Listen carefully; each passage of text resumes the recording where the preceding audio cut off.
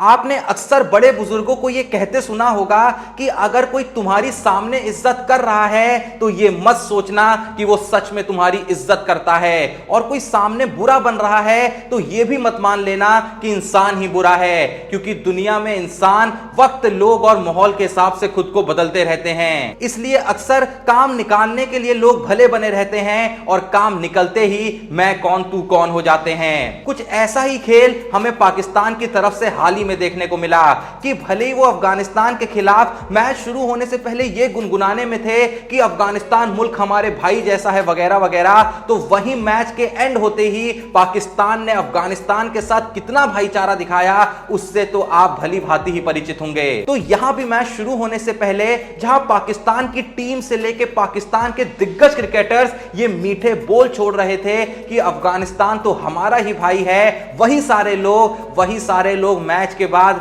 या तो अफगानिस्तान का मजाक उड़ाते हुए या फिर अफगानिस्तान को ऊपर वाले ने सजा दी है ऐसे शब्दों का प्रयोग करते दिखे।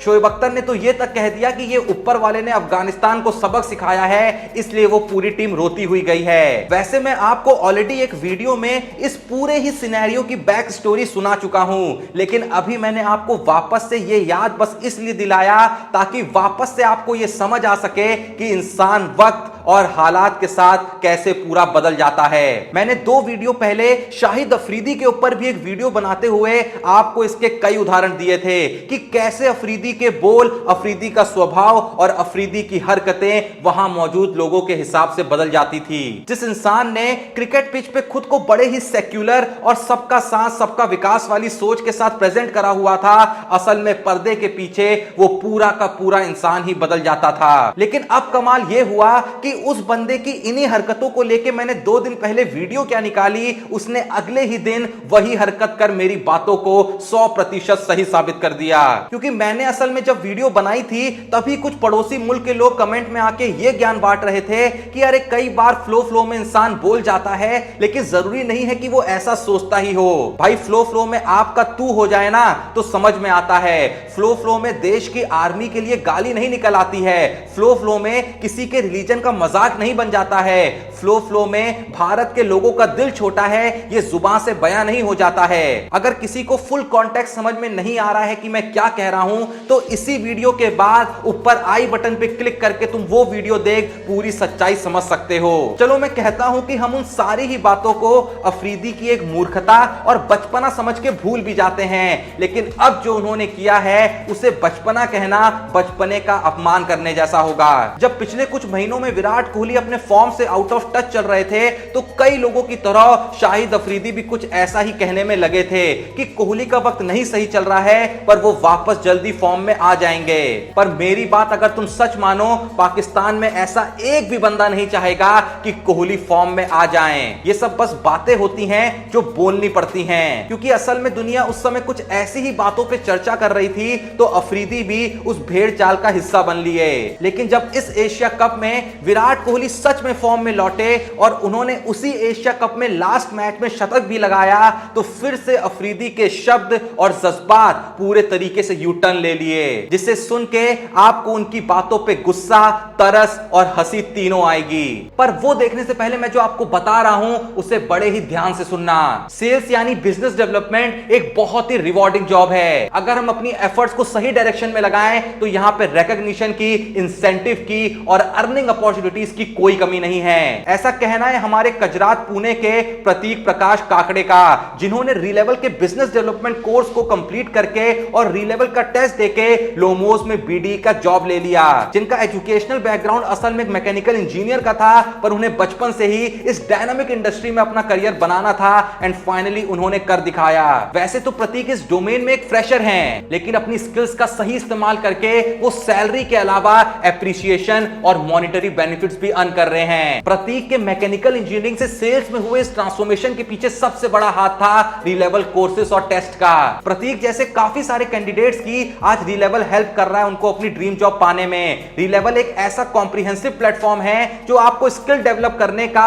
और उसको प्रूव करने का मौका देता है। अब तक री लेवल 80 करोड़ से ज्यादा वर्थ के जॉब्स डिलीवर कर चुका है और 1200 से भी ज्यादा ऑफर्स रोल आउट कर चुका है, वो भी सिर्फ पिछले 1 साल में। में, और ये किसी भी सिंगल आईआईटी और आईआईएम से भी ज्यादा बड़ा है। री-लेवल से आज पेप्सिको, टाटा, एयरटेल जैसी 800 प्लस कंपनीज हायर कर रही हैं। आप ये सिंपल और फ्री टेस्ट इंडिया के किसी भी कोने से जितनी मर्जी बार चाहे उतनी बार दे सकते हो, जिसकी कोई लिमिट नहीं है। आपको सिर्फ इस टेस्ट में 50% स्कोर करना है, और तब भी अगर आपको एग्जाम क्लियर करने में कोई इश्यू आता है तो आप किसी भी टाइम री-लेवल के कोर्सेज के लिए जा सकते हैं, जो आपको टेस्ट क्रैक करने के लिए तैयार करेंगे। और बस फिर क्या, आपकी ड्रीम जॉब आपके हाथ में। प्रतीक ने तो अपनी ड्रीम जॉब पा ली है, और मैंने भी आपको बता दिया है कि क्या क्या कैसे करना है। तो अब आपका टाइम है अपनी ड्रीम जॉब पाने का। तो एक ट्राई तो बनता है बॉस। लिंक डिस्क्रिप्शन और पिन कमेंट में मौजूद है, एक बार जाके वहां पे जरूर चेकआउट करें, एक बार साइन अप करें, क्योंकि मैं हर बार यही बात कहता हूं कि ये एक साइन अप शायद आपकी पूरी जिंदगी बदल सकता है। तो वापस चलें अपनी स्टोरी पे।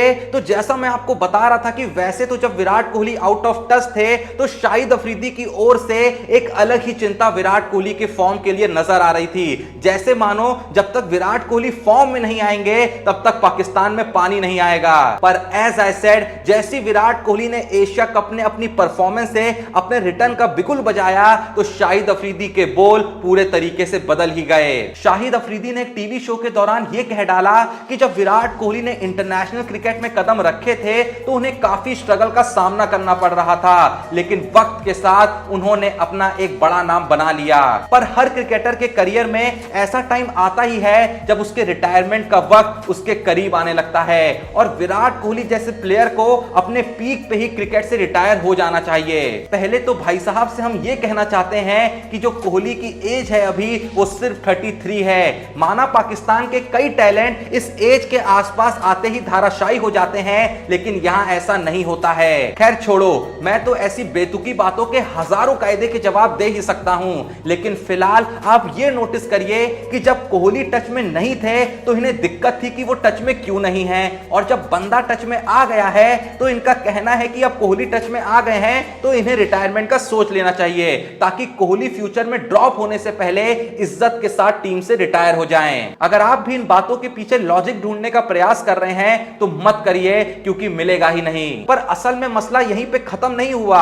अब जब पाकिस्तान से बात छिड़ी थी तो उस बात का जवाब भी भारत की तरफ से आना ही था, लेकिन इस बार भारत में बैठी जनता ने तो इस बात को इग्नोर कर दिया, पर एक भारतीय क्रिकेटर से ये निचले स्तर का दोगलापन सहा नहीं गया, जिसके चलते उन्होंने ट्विटर पे जाके बड़ी ही सज्जनता के साथ ये लिख डाला कि प्रिय अफरीदी, कुछ लोग क्रिकेट से बस एक ही बार रिटायर होते हैं, तो कृपया कोहली को अकेला छोड़ दें। अब जिसको पूरे तरीके से इस बात की गहराई ना समझ आई हो तो वो भी मैं आपको बहुत ही अच्छे से समझा देता हूं। जैसे विराट कोहली के क्रिकेट में कई रिकॉर्ड्स हैं ना, ठीक वैसे ही अफरीदी के नाम भी एक बहुत ही बड़ा और बहुत ही शानदार रिकॉर्ड है, बार बार रिटायर होकर खेलने के लिए वापस आने का। जैसे कोई इंटरनेशनल क्रिकेट नहीं बल्कि गली क्रिकेट हो कि आज बोला जाओ कल से नहीं खेलूंगा, और कल आके कहा प्लीज खिला लो, आगे से ऐसा नहीं कहूंगा। वैसे पूरे तरीके से तो अफरीदी 2018 में रिटायर हुए थे, लेकिन उन्होंने अपने इस रिटायरमेंट वाले खेल को 2006 से ही खेलना स्टार्ट कर दिया था। 2006 में अफरीदी ने सबसे पहले टेस्ट क्रिकेट से अपना रिटायरमेंट घोषित कर दिया था,